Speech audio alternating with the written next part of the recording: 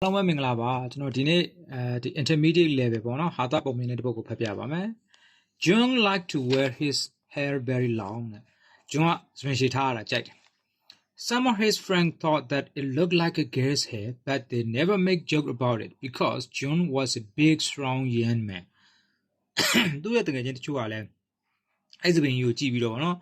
မိန်းမစပင်နဲ့တူတယ်ဆိုပြီးတော့ထင်ကြတယ်ဒါပေမဲ့သူတို့တွေကဒါကိုဟာတာသွားမလုပ်ရဲဘူးဘာဖြစ်လို့လဲဆိုတော့ဒီဂျွန်ဆိုတဲ့ကောင်ကြီးကငယ်ရလဲငယ်နော်ထွားရလဲထွားတန်တန်ဆွမ်းဆွမ်းကောင်ကြီး and he did not think joke about his health funny ပြီးတော့သူ့စပင်ကြီးကိုသူကဒီဟာတာလုပ်တာမျိုးလဲသူကမကြိုက်ဘူး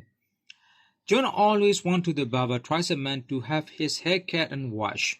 and one day the barber said to him John ကသူကဘာဘာဆိုစီစပင်ညက်သမားကြီးကိုသူကတစ်လောက်နှစ်ခါလောက်သွားပြီးတော့စပင်လေးပါလဲနေပါညက်ခေါင်းလျှောလို့တယ်နေ့ကျော်သူကဘာဘာကိုသွားပြောတယ်နော်စပင်ညက်သမားကိုသွားပြောတယ် Now why don't you let me cut most of this hair off and make your head tidy အမှစပင်ညက်သမားသွားပြီးတော့ဟိုဘောနည်းအားချောင်းတော့ဗျာ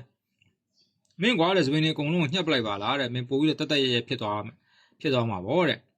Nobody will recognize you if I did that I'm sure ငါအဲ့လိုလုပ်ပေးလိုက်ရင်တဲ့မင်းဘယ်သူမှမင်းကိုမှတ်မိမှာမဟုတ်ဘူးတဲ့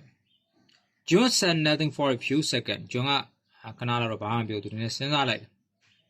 And then he said ပြီးတော့သူကပြောတယ် Perhaps you're right ခင်ဗျမှန်တာပဲ but I'm sure that nobody would recognize you either if you did that to my hair ဟုတ်ပြီခင်ဗျကျွန်တော်စပင်အဲ့လိုလုပ်လိုက်လို့ရှင်လေခင်ဗျရောလည်းဘယ်သူမှမှတ်မိမှာမဟုတ်တော့ဘူးဗျာတဲ့ Thank you for your listening ပါ